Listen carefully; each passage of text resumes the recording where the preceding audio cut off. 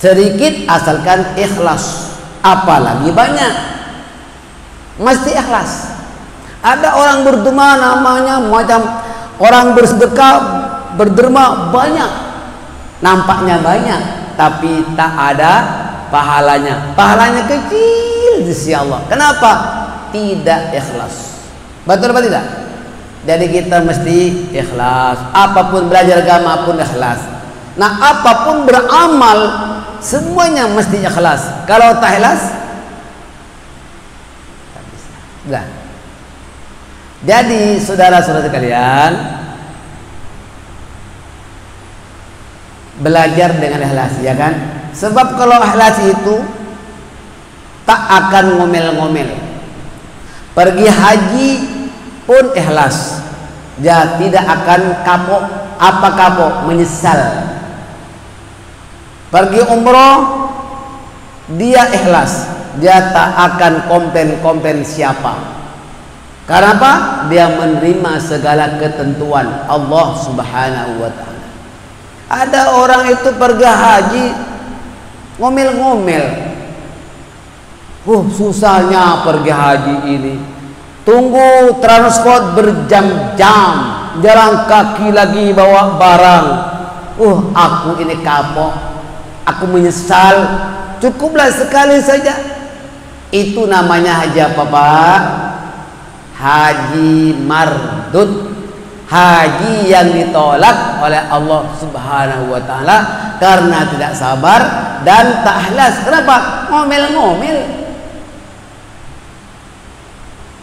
Orang ikhlas ini, Pak, terlalu rahasia. Al-ikhlasu sirrun min sirri. Tak silap saya, ini hadis qudsi, ya. Hadis qudsi ini Allah berfirman yang menerangkan ikhlas itu adalah rahasia daripada rahasiaku, dan itu tidak dibagi kepada hamba-hambaku melainkan hambaku yang aku kasihi. Allahu Akbar. Maknanya kalau kita ada ikhlas, Pak, itu dikasihi oleh Allah. Kalau kita pergi umroh jangan ngomel-ngomel dong. Senang susah kita terimalah. Maaf saja, Pak, saya Allah takdirkan pergi haji dah banyak kali. Tak pernah pergi haji itu senang. Tak ada. Semuanya susah. Apalagi terik matahari panas berpeluh-peluh, tunggu bas berjam-jam, angkat barang. Betul apa tidak? Tapi kita bersyukur, alhamdulillah, happy, bahagia walaupun ke dalam keadaan susah. Betul apa tidak? Tak ada ngomel-ngomel. Apabila ditanya nak pergi haji lagi, ya, itu tak kapok. Walaupun susah, saya pergi. Bahagia, batinnya bahagia, alhamdulillah.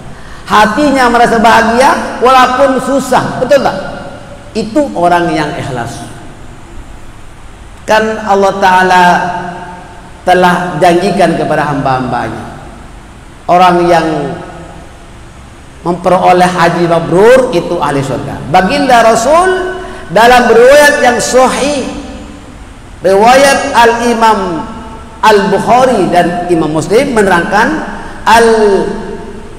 al-umratu ilal umrati kafaratun lima bainahuma wal hajjul mabrur laisa lahu jazaa'un illal jannah. Daripada umroh kepada umroh berikutnya itu dapat menghapuskan dosa, dan haji yang mabrur tak lain balasannya adalah surga. Itu kalau ikhlas, Pak, bukan ngomel-ngomel. Kalau ngomel-ngomel menjadi haji mabrur, bukan mabrur. Ya, orang haji yang mabrur itu diterima oleh Allah. Janji Allah adalah surga. Paham tak? Harus ikhlas dong. Ya, saudara-saudara kalian, jadi ikhlas ini penting bagi kita, di mana ikhlas itu al-ikhlas ruhul amal. Ikhlas itu adalah ruh daripada amal. Maknanya kalau orang itu beramal tak ikhlas, bagaikan boneka. Tahu boneka? Boneka itu anak patung lah. Anak patung ditegakkan berdiri macam orang betul. Tapi dia dipukul apa ditegur tak jawab. Bahkan dirobohkan pun dia tak melawan. Kenapa? Anak patung. Macam itulah orang tak ikhlas. Tapi ke orang-orang ikhlas itu ada ruh. Dia manusia betul. Jadi kalau kita beramal tak ikhlas, dia macam patung. Dan ikhlas ini Pak, Ibu sekalian ingat, dalam beramal, dalam belajar agama, dalam bersedekah, semuanya itu ibarat, ikhlas itu ibarat semut hitam diletakkan di batu hitam pada malam yang kelam. Bisa paham tak? Semut hitam taruh di batu yang hitam pada malam yang gelap. Nampak tak semut itu? Nampak tak? Tak nampak. Tapi ada tak? Ada. Macam itu ikhlas. Maka kita tak boleh tuduh-tuduh orang, kamu ini tidak ikhlas. Salah. Mana bertuduh orang ikhlas? Sebab ikhlas itu dalam hati. Jangan tuduh Pak ya, Ibu, jangan suka tuduh orang tak ikhlas. Jangan, salah. Sebab ikhlas itu adalah urusan Allah, rahasia di antara rahasia. Betul apa tidak? Jadi Al-Quran menerangkan dalam surah Al-Bayyinah menerangkan wa ma umiru illa liya'budullaha mukhlishina lahuddin, dan mereka tidak diperintah kecuali supaya menyembah Allah dengan memurnikan ketaatan kepadanya dalam menjalankan ibadat dan agama dengan ikhlas. Belajar dengan ikhlas ya, jangan ngomel-ngomel ya, dan jangan kita tak ikhlas. Berderma ikhlas, semua ikhlas, insyaallah mendapat gantian dari Allah. Kalau kita tidak ikhlas, apa jadi kita punya amal? Apa jadi kita punya sedekah kalau tak ikhlas? Itu ditiup oleh angin. Wa qadimna ila amilu min amalin faj'alnahu haba'an manthura. Surah Al-Furqan ayat ke-23. Al-Furqan 23 menerangkan, dan kami hadapi segala amal mereka yang mereka kerjakan, lalu kami jadikan amalnya itu bagaikan debu yang berterbangan. Maka kalau kita berderma menolong orang, pernah membantu orang, jangan suka dibangkit. Siapa yang membangkit pertolongannya, siapa yang membangkit pemberiannya, siapa yang membangkit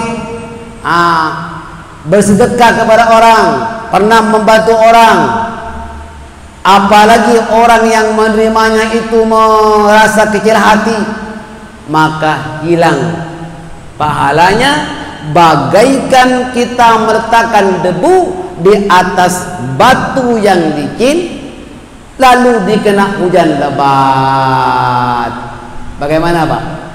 Kalau orang itu ada debu taruh di batu yang licin lalu ada hujan lebat, apakah debu itu masih ada atau sudah habis?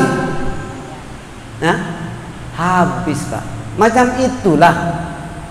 Macam itu kalau kita membangkit-bangkit, menyebut-nyebut pemberian kepada orang, aku pernah tolong dia Pak, sekarang dia lupa aku. Jangan Pak, hilang pahalanya. Bu, paham tak Bu? Jangan suka bangkit-bangkit pertolongan pemberian kepada orang lain, hilang pahalanya bagaikan debu di atas batu licin lalu datang hujan lebat. Jangan tanya di akhirat, mana pada aku? Data ada. tolong kelas agama ini ada yang angkat barang, ada yang dikembro, ya, ada yang kadang-kadang tolong tabung dibagi-bagi, tapi ikhlas karena Allah. Bahkan dia happy karena ada peluang untuk membantunya. Betul atau tidak? Alhamdulillah. Itulah saudara-saudara sekalian, maka Al-Qur'an tadi itu menerangkan al-ikhlasu sirrun min sirri. Ikhlas itu adalah rahasia daripada rahasiaku. Istaudatuhu qalba man uhibbu min ibadi. Begitu tak silap saya hadisnya. Hadis qudsi itu.